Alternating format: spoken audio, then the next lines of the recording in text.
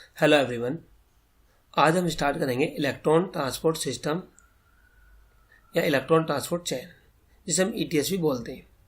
And second topic है इसी के अंदर ऑक्सीडेटिव फॉस्फोराइलेशन। इन दोनों को हम पढ़ेंगे आज, और हम ये भी जानते हैं इन दोनों का रोल क्या है, एटीपी सिंथेसिस।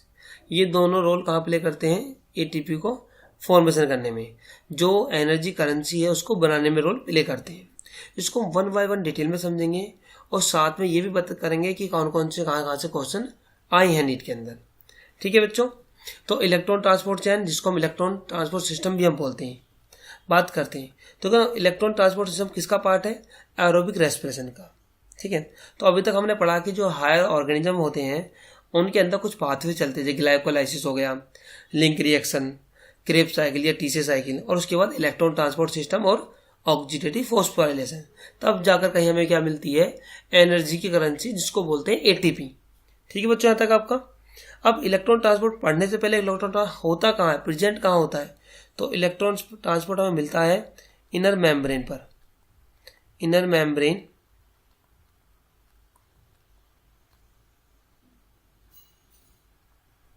Of mitochondria. मैं एमटी लिख रहा हूँ उसके लिए, इनर मेम्ब्रेन ऑफ माइटोकॉन्ड्रिया पे मिलेगा, एक क्रिस्टी पे मिलता है। ठीक है बच्चों, अब इलेक्ट्रॉन मिलता है तो वह बना भी किसी का होगा। ये 5 अलग अलग कॉम्प्लेक्स से मिलकर बना होता है। इसके लिए 5 अलग अलग कॉम्प्लेक्स होते हैं, जिसको कॉम्प्लेक्स 1 रोमन अंक हम बोल रहे हैं। दूसरा कॉम्प्लेक्स सेकेंड, कॉम्प्लेक्स थर्ड, और 4 नंबर पर आएगा हमारे पास कॉम्प्लेक्स 4, और 5th नंबर पर आता है कॉम्प्लेक्स 5। ये 5 अलग अलग कॉम्प्लेक्स हैं जिनके बारे में पता होना चाहिए। ठीक है बच्चों, ये कॉम्प्लेक्स कहाँ प्रेजेंट होते हैं, इनर मेम्ब्रेन पर। अगर ये मेरे पास इनर मेम्ब्रेन है तो इस इनर मेम्ब्रेन पर इस तरीके से प्रेजेंट होंगे। यहाँ पर 1 कॉम्प्लेक्स, उसके बाद सेकंड कॉम्प्लेक्स, फिर हमारे पास third complex, 4th complex, and ऐसे ही हो गया हमारे पास 5th कॉम्प्लेक्स। बस ये बताने के लिए बता रहा हूँ, और ये इस तरीके से अरेंज है।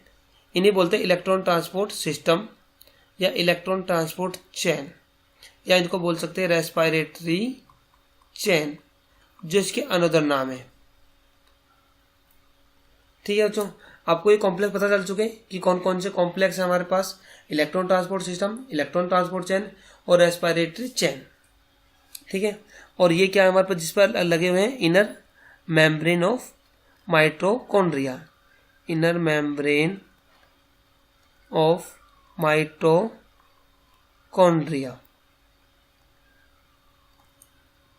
ठीक है बच्चों, अब हम आगे बात करते हैं इसी के लिए। देखो, जो ये कॉम्प्लेक्स होते हैं, अब ये खुद देखो, इलेक्ट्रॉन ट्रांसपोर्ट चेन तो बनी हुई इन 5 कॉम्प्लेक्स है, लेकिन खुद कॉम्प्लेक्स से किसी मॉलिक्यूल से बने होंगे ना, तो उनकी बात करते हैं। देखो, कॉम्प्लेक्स किस किस के बने होते हैं, तो कॉम्प्लेक्स 1 की हम बात कर रहे हैं, जिसका दूसरा नाम क्या है, NADH, डिहाइड्रोजनेज। जो कॉम्प्लेक्स 1 या NHA डिहाइड्रोजनेज है, ये कॉम्प्लेक्स है, तो इस तरीके से स्ट्रक्चर है हमारे पास ये। तो ये बना किसका होता है, तो बच्चों इसके अंदर 2 मॉलिक्यूल होते हैं, एक होता है FMN और दूसरा होता है हमारे पास FES। ठीक है, ये 2 मॉलिक्यूल का बना होगा, और यहाँ पर एक एंजाइम भी होता है, जो NADH डिहाइड्रोजन नाम का एंजाइम होगा, जो NADH मॉलिक्यूल को क्या करेगा, यहाँ पर ऑक्सीडाइज करेगा, NADH+H+, इसको ऑक्सीडाइज करेगा। ठीक है, ऑक्सीडाइज करके क्या बनाएगा यहाँ से, इसका NAD, ऑक्सीडाइज होगा NAD+, और इससे क्या रिलीज होता है यहाँ पर, इलेक्ट्रॉन प्लस प्रोटॉन। ठीक है, और एनर्जी, ये चीज़ यहाँ से रिलीज होगी, और एंजाइम का नाम क्या होगा, NADH डिहाइड्रोजनेज, और ये प्रेजेंट होता है मैट्रिक्स के अंदर। एंजाइम की बात कर रहा हूँ मैं। ठीक है, जैसे कॉम्प्लेक्स 1 है, ऐसे हमारे पास कॉम्प्लेक्स सेकंड भी है, कॉम्प्लेक्स सेकंड, जिसको हम सक्सिनेट डिहाइड्रोजनेज कॉम्प्लेक्स भी बोल सकते हैं, या सक्सिनेट कॉम्प्लेक्स बोल सकते हैं, ठीक है बच्चों, ये कॉम्प्लेक्स भी 2 मॉलिक्यूल से बना होता है, FAD फ्लेमिन एडेनिन डाइन्यूक्लियोटाइड, और दूसरा मॉलिक्यूल होता है इसके पास FES। उसके बाद यहाँ पर एक एंजाइम होता है जो मेम्ब्रेन बाउंड होता है, जिसका नाम है SDH, succinate dehydrogenase, succinate dehydrogenase. ये कॉम्प्लेक्स सेकंड की बात कर रहा हूँ। अब सक्सिनेट डिहाइड्रोजिनेज कॉम्प्लेक्स, तो ये भी क्या काम करेगा, इसका काम भी होता है FADH2 मॉलिक्यूल को ऑक्सीडाइज करना, और ऑक्सीडाइज करके इससे क्या बनाना, FAD plus electron plus proton. ठीक है बच्चों, ऐसे ही मेरे पास कॉम्प्लेक्स थर्ड है, कॉम्प्लेक्स थर्ड जिसको मैं C3 रोमन अंकों में लिख रहा हूँ शॉर्ट फॉर्म में, और एक और नाम है इसका, वो है साइटोक्रोम BC1 कॉम्प्लेक्स। ये क्वेश्चन आते हैं नीट में इस तरीके के कि BC1 कॉम्प्लेक्स कौन सा है, BC1 कॉम्प्लेक्स बना किसका होता है, कौन कौन से मॉलिक्यूल होते हैं।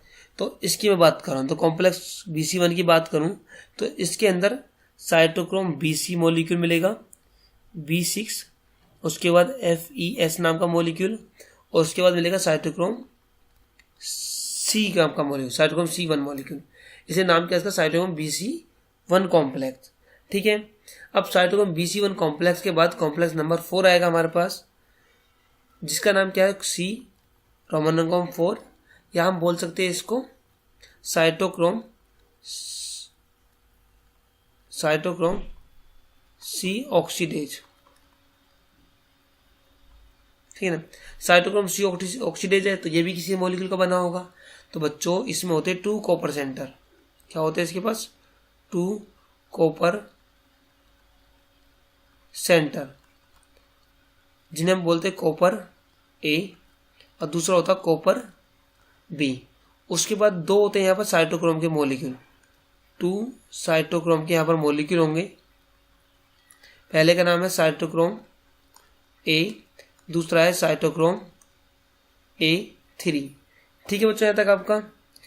अब इसका भी जो कॉम्प्लेक्स 4 का काम मैं आपको बता दूं, यहाँ पर भी एक एक्स्ट्रा बहुत इंपॉर्टेंट काम होता है, वो होता है वाटर मॉलिक्यूल का फॉर्मेशन। तो यहाँ पर electron plus proton, 2 electron 2 proton plus half oxygen का मॉलिक्यूल मिलकर क्या फॉर्म करते हैं, वाटर का मॉलिक्यूल, वो भी कहाँ पर, मैट्रिक्स के अंदर। ये आपको याद रखना, बाकी हम डिटेल में समझेंगे अभी और आगे। ये कॉम्प्लेक्स 4 हो चुका है। ऐसे हमारे पास क्या है, जो कॉम्प्लेक्स 5 है बच्चों, इसका नाम है ATP सिंथेटेज, ATP सिंथेटेज। जो ATP सिंथेटेज नाम का कॉम्प्लेक्स होता है, ये बना होता है 2 पार्ट से, F1 और F0। ठीक है, जो F1 होता है उसे बोलते हैं हेड पीस, जो कहाँ पर होता है, मैट्रिक्स में होता है।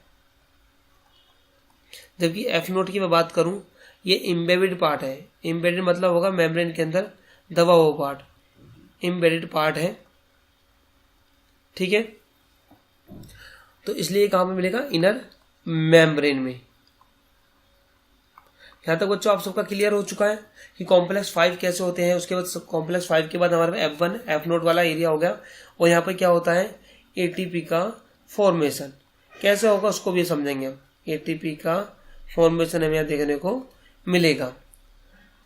अब हम इन सबको कॉम्प्लेक्स को अप्लाई कर आगे समझने से पहले हम थोड़ा सा जो हमने पाथवे पढ़े हैं उनको समझ लिया, उन्होंने करा क्या क्या था अब तक। तो हमारे पास कॉम्प्लेक्स से पहले हम बात करते हैं पाथवे के बारे में। तो किसकी बात कर रहे हैं हम, एरोबिक रेस्पिरेशन की। तो एरोबिक रेस्पिरेशन के अंदर हमने क्या क्या देखा था, एक पहला पाथवे था ग्लाइकोलाइसिस, जहाँ पर ग्लूकोज का क्या हो रहा था, ऑक्सीडेशन ब्रेकडाउन, और क्या बन रहा था, पायरुविक एसिड के 2 मॉलिक्यूल। जिस समय ग्लूकोज से पायरुविक एसिड के 2 मॉलिक्यूल बन रहे थे, उस समय 2 चीज हमें कॉमन देखने को मिल रही थी। एक थी 2NADH का मॉलिक्यूल, 2NADH प्लस H का मॉलिक्यूल, और नेट 2 ATP। बनती 4 है, 2 निकाल कर हम 2 बचती है, हमें मालूम है। तो 2 ATP नेट HLP लेवल की। ठीक है, उसके बाद 2 पायरुविक एसिड से क्या बना था हमारे पास, 2 मॉलिक्यूल मिलते हैं एसिटिल कोएंजाइम के। ठीक है, इसके बीच में भी लिंक रिएक्शन में भी क्या बन रहे थे हमारे पास, 2NADH प्लस H प्लस के मॉलिक्यूल। ठीक है बच्चों, यहाँ तक आपका। उसके बाद जब एसिटाइल साइकिल क्रेब्स साइकिल में एंट्री करके एसिटिल कोएंजाइम, तो यहाँ पर भी हमें क्या मिल रहा था, देखो 1 से 3, तो 2 मॉलिक्यूल से 6 NADH+ के मॉलिक्यूल मिलेंगे, 2 FADH2 के मॉलिक्यूल, और उसके बाद हमें 2 ATP मिलती हैं या 2 GTP SLP लेवल पर। ठीक है, इसके बाद जो SLP से लेकर अगर जितनी भी प्रोटीन बनेगी वो बनती है ऑक्सीडेटिव फॉस्फोराइलेशन। इसका मतलब हमारा NADH हो या हमारे पास FADH2, अब वो ATP बनाएंगे OP के द्वारा। OP मतलब ऑक्सीडेटिव फॉस्फोराइलेशन। ठीक है बच्चों, मैंने यहाँ लिख दिया, आपको याद रहेगा, इतना समझ चुके होंगे यहाँ तक आपका। OP मतलब SLP लेवल। अब यही NADH2 मॉलिक्यूल एक्चुअल में AT बनाएंगे, इलेक्ट्रॉन ट्रांसपोर्ट सिस्टम में पार्टिसिपेट करेंगे। क्यों करेंगे? क्योंकि इन मॉलिक्यूल के पास क्या है, या तो हमारे पास NADH की मैं बात कर लूं,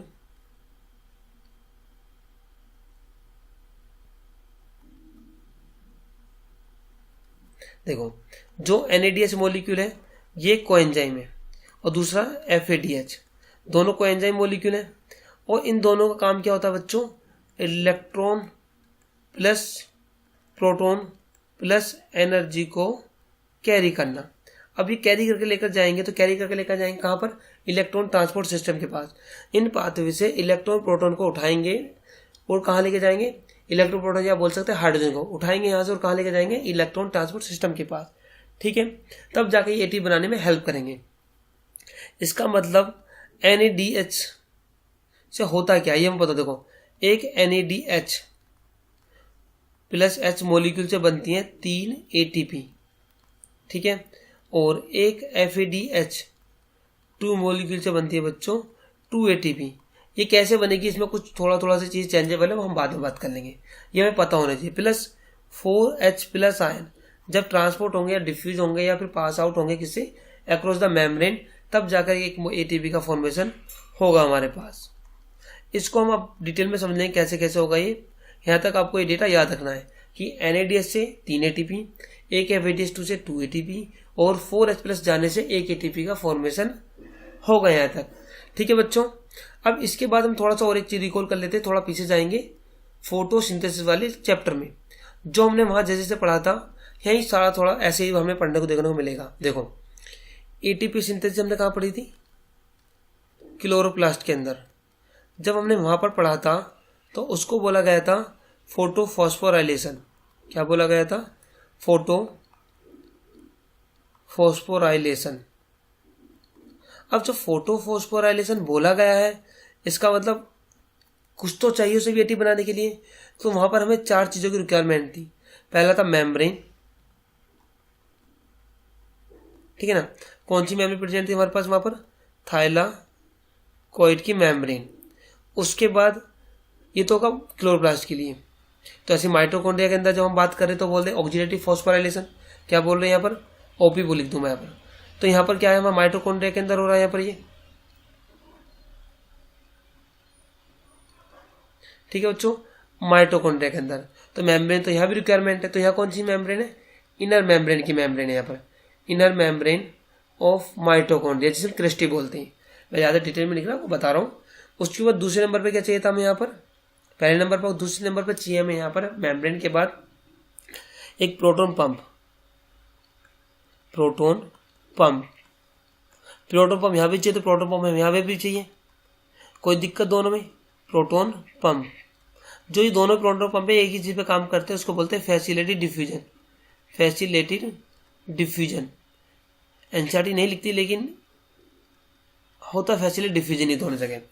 उसके बाद प्रोटॉन पंप के बाद हमें चाहिए एंजाइम, नाम क्या है, ATP सिंथेटेज। तो एंजाइम तो यहाँ भी चाहिए हम लोगों को, ATP सिंथेटेज, ATP सिंथेटेज। उसके बाद जो मोस्ट इंपॉर्टेंट पार्ट है वो है यहाँ का प्रोटॉन ग्रेडियंट। ये हमने कैसे जनरेट किया था, हमें मालूम है, प्रोटॉन ग्रेडियंट।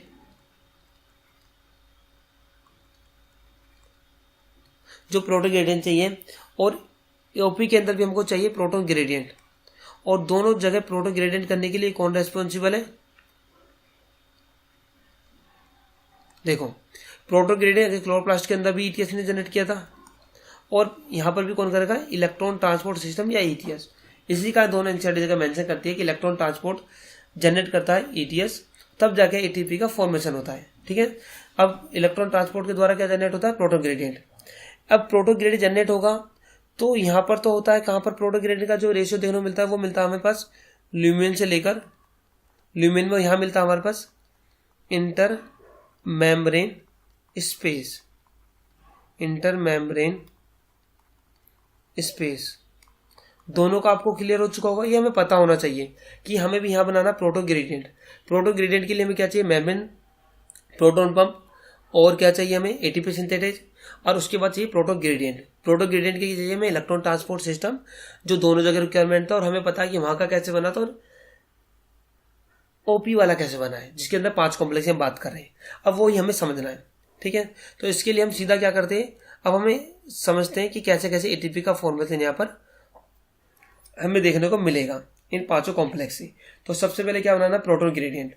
तो प्रोटॉन ग्रेडियंट बनाने के लिए हम सबसे पहले 5 कॉम्प्लेक्स को अरेंज कर लेंगे। कहाँ पर, या सेल तो अरेंज करके रखती है, हम खुद को बताने के लिए अरेंज कर लेते हैं। कहाँ पर, इनर मेम्ब्रेन पर।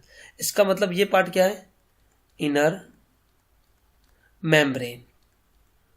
अगर ये इनर मेम्ब्रेन है तो ये वाला एरिया जहां पर चीजें हमें दिख रही है, कॉम्प्लेक्स 1 2 3 4 नाम लिखा हुआ है, जहां पे एटीपी फॉर्मेशन हो रहा है, वो एरिया कौन सा है, मैट्रिक्स। ठीक है, उसके बाद अबव एरिया कौन सा हमारे पास, इंटर मेम्ब्रेन स्पेस, मैं शॉर्ट फॉर्म लिखा हूं इंटर मेम्ब्रेन स्पेस, IMS। और इसके ऊपर कौन सी होगी, आउटर मेम्ब्रेन। ठीक है बच्चों, यहां तक आपका। अब हमें प्रोटॉन ग्रेडियंट तो जनरेट करना है। अब प्रोटॉन ग्रेडियंट जनरेट के लिए एनसीईआरटी सीधा बोलती है कि जब हम यहां पर एटीपी फॉर्मेशन होता है किसके द्वारा, लाइट एनर्जी के द्वारा। ये आपको याद रखना है, लाइट एनर्जी के द्वारा एटीपी फॉर्मेशन का होता है क्लोरोप्लास्ट के अंदर। लेकिन अगर मैं बात करूं माइटोकॉन्ड्रिया के अंदर एटीपी फॉर्मेशन के लिए, तो माइटोकॉन्ड्रिया के अंदर जब एटीपी फॉर्मेशन होगा तो उसको एनर्जी मिलेगी। तो एनर्जी कहां से मिलेगी, इसको एनर्जी मिलेगी इसको ऑक्सीडेशन रिडक्शन से निकलने वाली, जो ऑक्सीडेशन एंड रिडक्शन से एनर्जी निकलती रहे, तब जब किसी मॉलिक्यूल का ऑक्सीडेशन होगा, रिडक्शन होगा, तो एनर्जी रिलीज होगी, उसका यूज कर हम एटीपी का फॉर्मेशन करेंगे। ठीक है बच्चों, दोनों कॉन्सेप्ट क्लियर हो गए। अब सीधा बात करते हैं इलेक्ट्रॉन ट्रांसपोर्ट चेन या इलेक्ट्रॉन ट्रांसपोर्ट सिस्टम की। तो हमें दिख रही है दोनों 5 कॉम्प्लेक्स, कॉम्प्लेक्स 1, ठीक है, कॉम्प्लेक्स 2, कॉम्प्लेक्स 3 और कॉम्प्लेक्स 4। तो यहाँ का जो अरेंजमेंट है इन कॉम्प्लेक्सों का थोड़ा सा अलग टाइप से, जैसे पहले कॉम्प्लेक्स 1 हो गया, कॉम्प्लेक्स 3 हो गया, कॉम्प्लेक्स 2 हो गया, कॉम्प्लेक्स 4 हो गया, कॉम्प्लेक्स 5 हो गया। ये इसी तरह से अरेंजमेंट हमें देखने को मिलता है एनसीईआरटी के अकॉर्डिंग। ठीक है, एक तरफ जिधर NADH FADH के मॉलिक्यूल बनते हैं या आते हैं उधर का एरिया को बोलते हैं मैट्रिक्स, और जिधर ये अपना H+ या मैट्रिक्स H+ कहाँ डालते हैं, इंटर मेम्ब्रेन स्पेस के, तो वो उसका अपोजिट पार्ट है। ठीक है बच्चों, अब हम सीधा बात करते हैं जो हमने अब तक देखा था। देखो, जब क्रेब साइकिल चल रही थी या ग्लाइकोलाइसिस टीसी साइकिल चल रही थी, उसी टाइम पर NADH का फॉर्मेशन हो रहा था। तो जो NADH का मॉलिक्यूल था वो अपने साथ क्या लाया था, इलेक्ट्रॉन प्रोटॉन प्लस एनर्जी। अब ये मॉलिक्यूल उठ के कहाँ जाएगा, सीधा जाएगा कहाँ पर, कॉम्प्लेक्स 1 के पास। जब ये कॉम्प्लेक्स 1 के पास उठकर आएगा तो यहाँ पर इसका होगा ऑक्सीडेशन, और ऑक्सीडेशन होती है क्या बन जाएगा, NAD+। तो ये ऑक्सीडाइज हो चुका है। अब ये रीऑक्सीडाइज मॉलिक्यूल तो वापस किसके पास आएगा, क्रेब साइकिल दोबारा चार्ज होने के लिए, इलेक्ट्रॉन प्रोटॉन लेने के लिए। ठीक है बच्चों, इसी टाइम पर ये अपना इलेक्ट्रॉन 2 इलेक्ट्रॉन प्लस प्रोटॉन कहाँ छोड़ देगा, मैट्रिक्स के अंदर।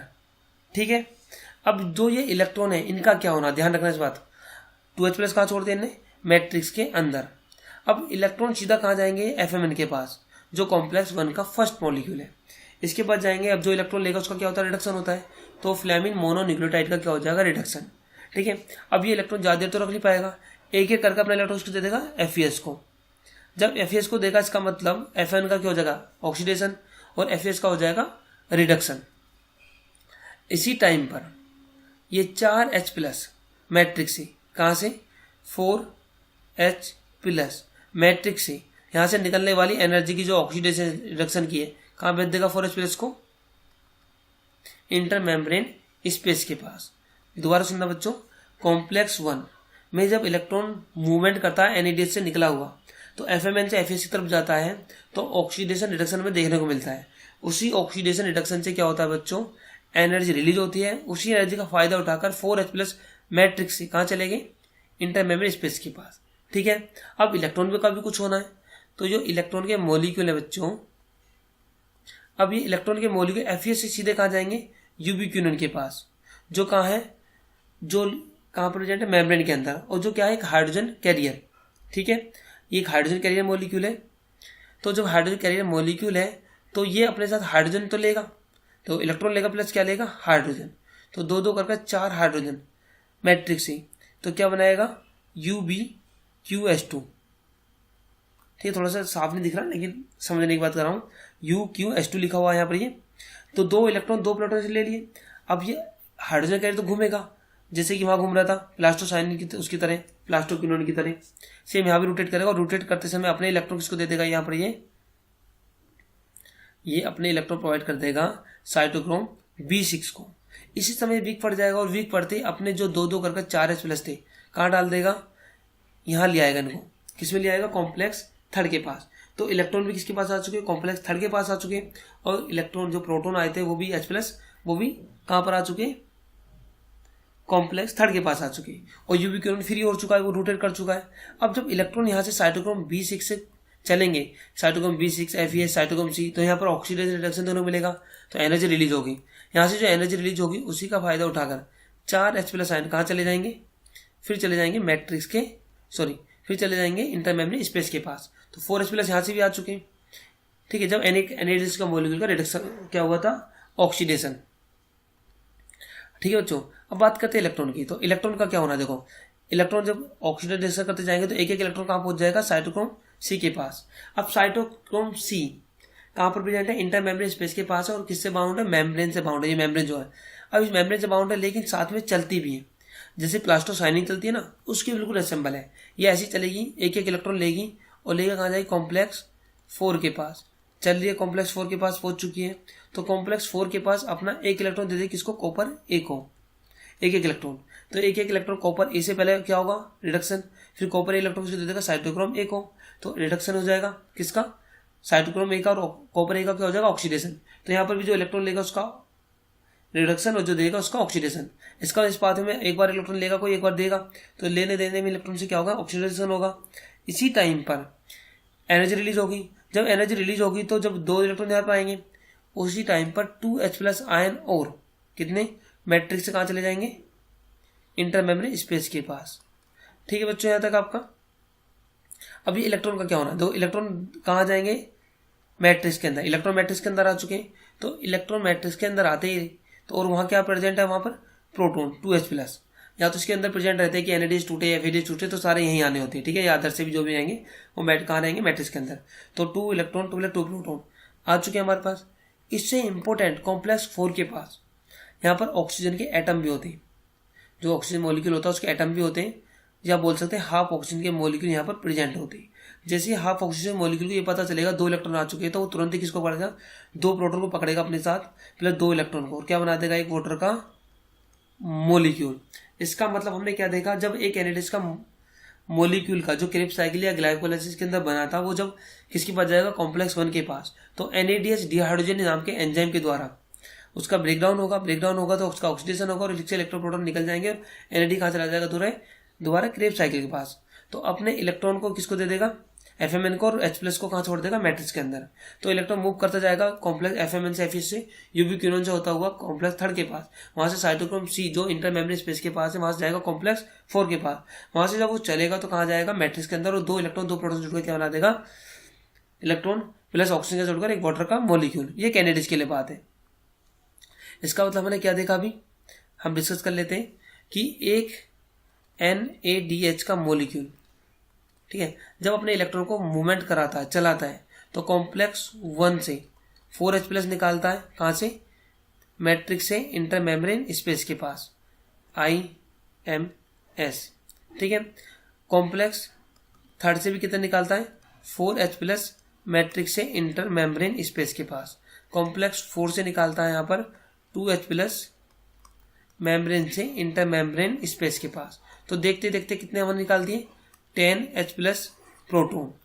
ठीक है बच्चों, अब 10H+ एक NADH से निकला है, ठीक है, प्लस एक निकलता है, बनता है एक वाटर का मोलिक्यूल की यहाँ फॉर्मेशन हमें देखने को मिलता है।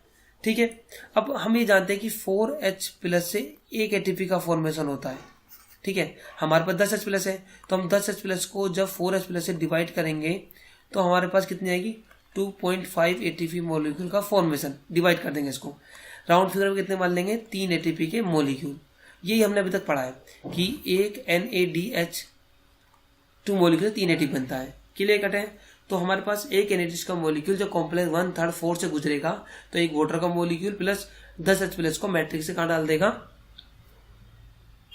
इंटरमेम्ब्रेन स्पेस के पास।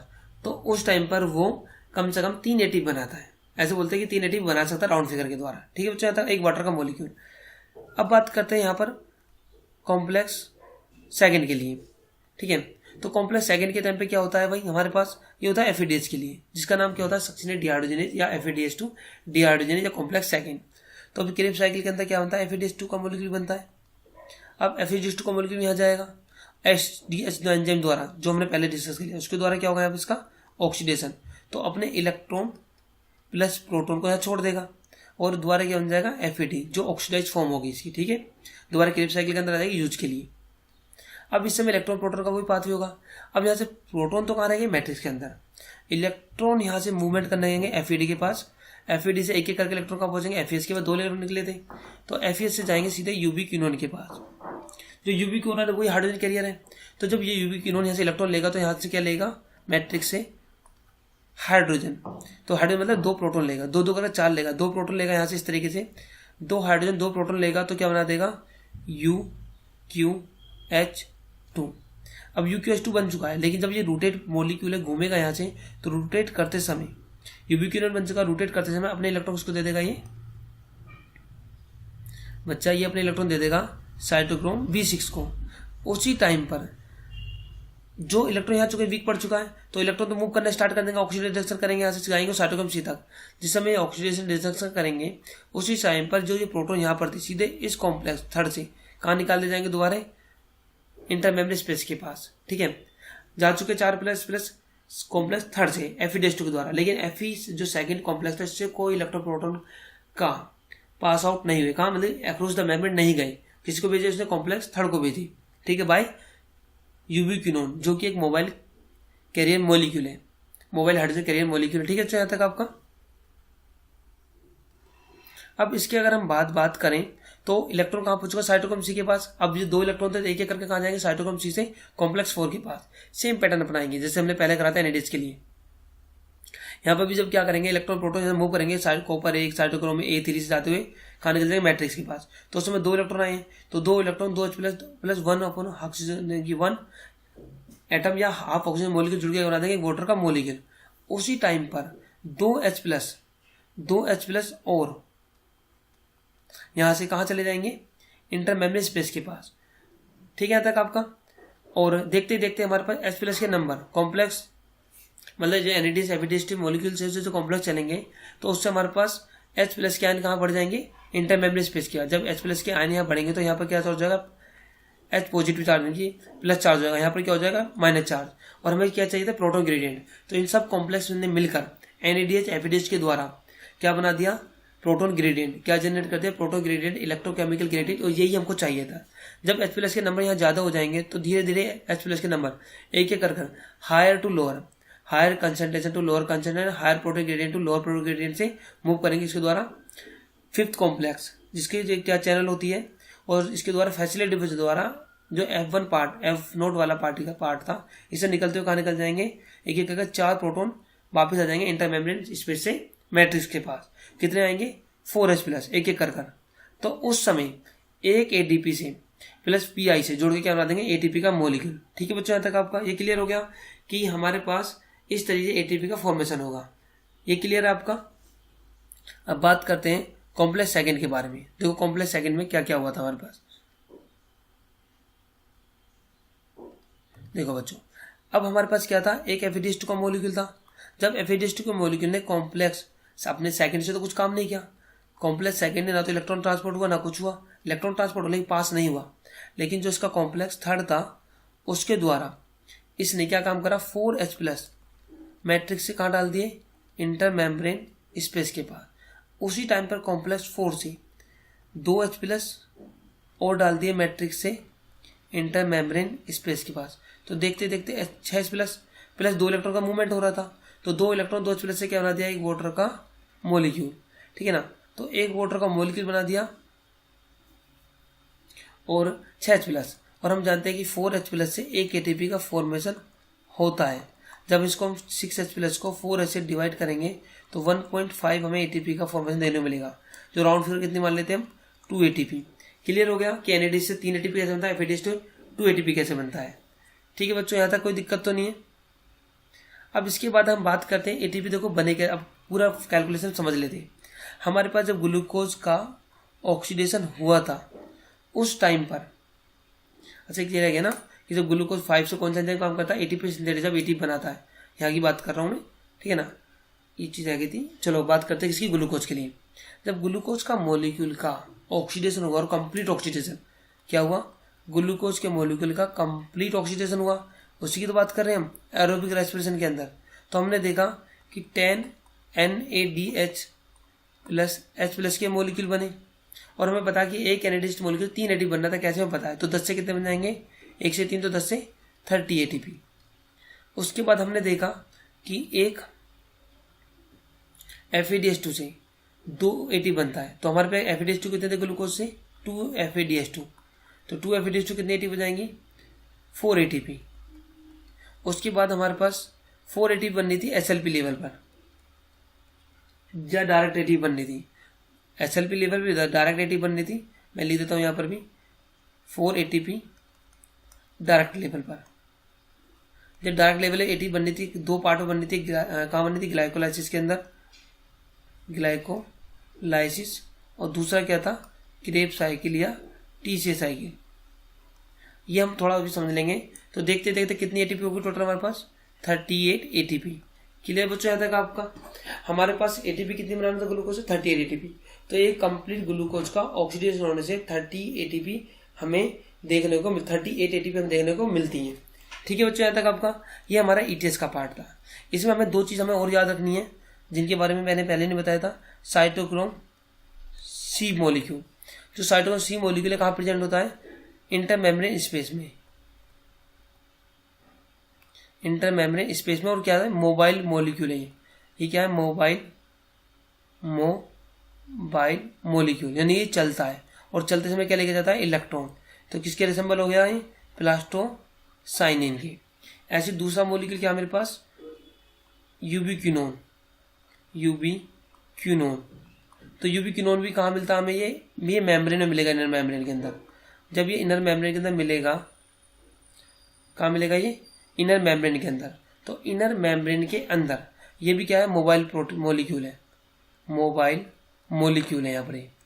अगर ये मोबाइल मॉलिक्यूल है बच्चा, इसका मतलब ये घूमेगा, तो ये किसको लेकर घूमता है, हाइड्रोजन को। जो हाइड्रोजन मॉलिक्यूल होते हैं उनको ये लेकर रोटेट करता है। तो ये क्या है, हाइड्रोजन कैरियर है, यहाँ पर हाइड्रोजन कैरियर है। तो आपको ये समझ में आ गया कि यहाँ पर कौन सा मॉलिक्यूल कहाँ पर है, कहाँ नहीं है, जुड़ा हुआ किस तरीके से, ATP का फॉर्मेशन कैसे करेगा, कौन कौन से कॉम्प्लेक्स यहाँ पर काम करते हैं, आप सबको ये अच्छे से क्लियर हो चुका होगा। ठीक है बच्चों, अब हम इसके बाद बात करेंगे रेस्पिरेटरी बैलेंस या रेस्पिरेटरी शीट की, जो इससे बहुत ही ज़्यादा इंपॉर्टेंट जुड़ा हुआ पार्ट है। ठीक है, इससे पहले एक चीज़ और है, एनसीईआरटी के डायग्राम है, वैसे तो मैं समझा चुका हूँ, फिर भी बता दूं। तो एनसीईआरटी के अकॉर्डिंग ऑक्सीडेटिव फॉस्फोराइलेशन कैसे दिया गया, देखो ऑक्सीडेटिव फॉस्फोराइलेशन जो OP है, तो ये क्या हमारा इनर मेम्ब्रेन होगी। इनर मेम्ब्रेन पे क्या लगा हुआ है, ये हमारे पास कॉम्प्लेक्स, ठीक है, जिसका ये वाला एरिया कौन सा होगा, F0, और ये एरिया होगा हमारे पास F1। F1 पे क्या लगा हुआ है, यहाँ पर एक एंजाइम जिसका नाम क्या है, ATP सिंथेटेज, जिसको पहले भी आपको बता चुका हूँ मैं। ये एंजाइम ATP फॉर्मेशन करेगा कैसे, जब इंटरमेम्ब्रेन स्पेस IMS से मैट्रिक्स की तरफ higher concentrate to lower concentrate proton का मूवमेंट होगा। ठीक है, तो एक एक करके 4 का 4H+ का, तो उस समय क्या बनेगा, एक ATP से प्लस PI से जुड़कर एक ATP का फॉर्मेशन। इसे क्या बोलते हैं हम, ऑक्सीडेटिव फॉस्फोराइलेशन। ठीक है, जिसको किसने दिया था, कीमियो-ऑस्मोटिक हाइपोथेसिस वाला पोर्शन आपको याद होगा, उसी की हम बात करें, पीटर मिशेल्स ने 1961 के अंदर की बात है। ठीक है, थैंक यू वेरी मच। अगर आपको कुछ प्रॉब्लम है तो आप मुझसे क्वेरी कर सकते हो, पूछ सकते हो, कोई भी दिक्कत। ठीक है, थैंक यू वेरी मच।